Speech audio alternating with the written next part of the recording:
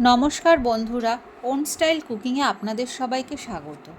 আজকে আমি আপনাদের সাথে নিরামিষ আলুর দম বানানোর রেসিপি শেয়ার করব। তো চলুন দেখে নেওয়া যাক নিরামিষ আলুর দম বানাতে কী কী উপকরণ লাগছে। আমি 500 গ্রাম আলু নিয়ে ভালো করে কেটে ধুয়ে পরিষ্কার করে নিয়েছি।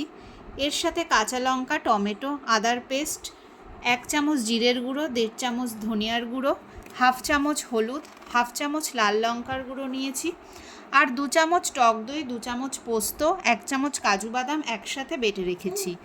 ফোড়নের জন্য 3টে ছোটো এলাচ, 2 টুকরো দারচিনি, 2টো তেজপাতা, 1টা শুকনো লঙ্কা নিয়েছি, আর 1 চামচ কসুরি মেথি ড্রাই রোস্ট করে রেখেছি। আমি একটা কড়াইতে সর্ষের তেল নিয়ে তা ভালো করে গরম করে নিয়েছি। এরপর তেলটা ভালো করে গরম হলে পরে আলুগুলো দিয়ে দিয়েছি।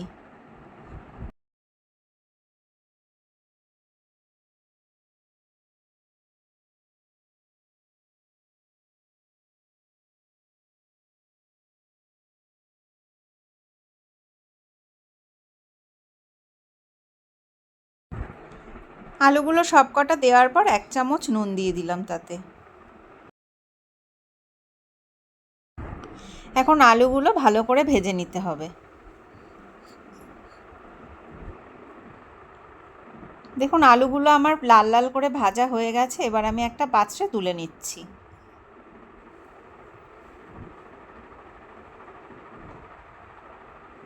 এরপর ওই একই সর্ষের তেলে আমি শুকনো লঙ্কা, দারচিনি,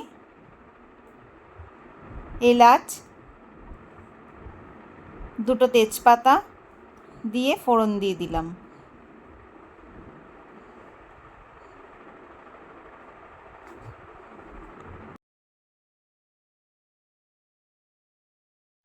এবার ফোড়নের থেকে ভালো করে গন্ধ বেরিয়ে গেলে আদা, কাঁচা লঙ্কা, টমেটোর পেস্ট আমি তাতে দিয়ে দিলাম। এবারে ভালো করে আমি কষিয়ে নেব।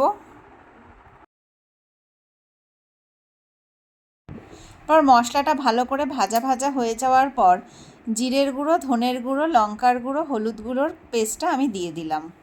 এবার ভালো করে মশলাটাকে আবার কষিয়ে নেব।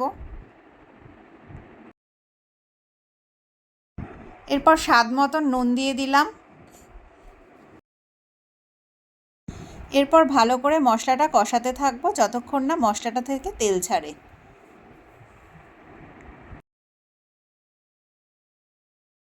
দেখুন মশলাটা থেকে তেল ছেড়ে দিয়েছে। এরপর আমি আলুগুলো তাতে দিয়ে নেব। আলুগুলো মশলাটার সাথে ভালো করে কষিয়ে নেব।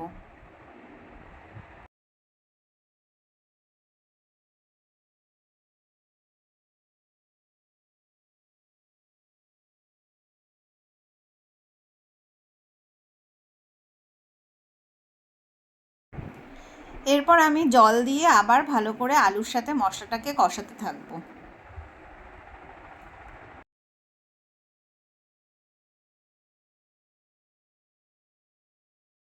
এরপর আলুটা সিদ্ধ হওয়ার জন্য আমি আবার ঢাকা চাপা দিয়ে দেব। ঢাকনাটা খুলে আমি দেখব আলুটা কতটা সিদ্ধ হলো।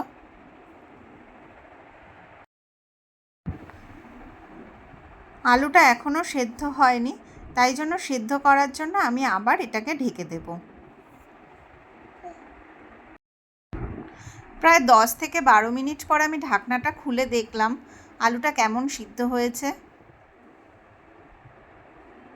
দেখুন আলুটা আমার এখানে প্রায় সেদ্ধ হয়ে এসেছে। এই অবস্থায় আমি টক দই, কাজু আর পোস্তর পেস্টটা দিয়ে দেব।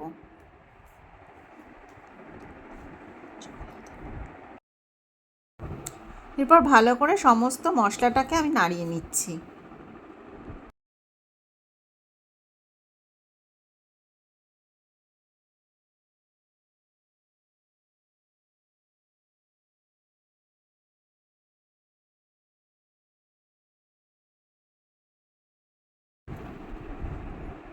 এরপর আমি তাতে আবার জল দিয়ে দেব কিছুটা।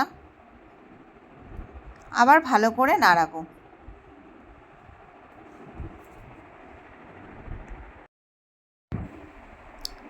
এরপর আমি এটাকে আবার ঢাকা চাপা দিয়ে রাখবো কিছুক্ষণের জন্য। 5 মিনিট ঢাকনা দেওয়ার পরে আমি ঢাকনাটা তুলে দিলাম, তুলে দিয়ে আবার ভালো করে নাড়িয়ে নিলাম। দেখুন এখন আমার আলুটা প্রায় সেদ্ধ হয়ে গেছে। এই অবস্থায় আমি 1/2 চামচ চিনি দিয়ে দিলাম।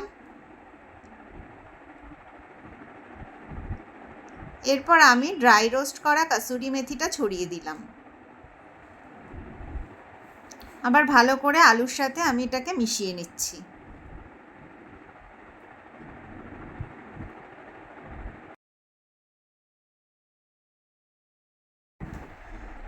আবার কিছুক্ষণ রেস্টের জন্য আমি আবার ঢাকনা দিয়ে ঢেকে দিলাম।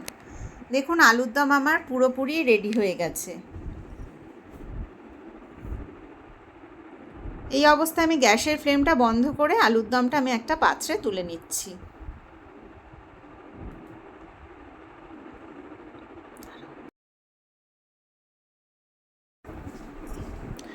দেখুন নিরামিষ আলুর দম পুরোপুরি আমার রেডি হয়ে গেছে। রেসিপিটা যদি আপনাদের ভালো লেগে থাকে তাহলে অবশ্যই লাইক করবেন, কমেন্ট করবেন, শেয়ার করবেন আর আমার চ্যানেলটিকে সাবস্ক্রাইব করে রাখবেন, যাতে পরের ভিডিওটির নোটিফিকেশান আপনাদের কাছে সবার আগে পৌঁছে যায়। ধন্যবাদ।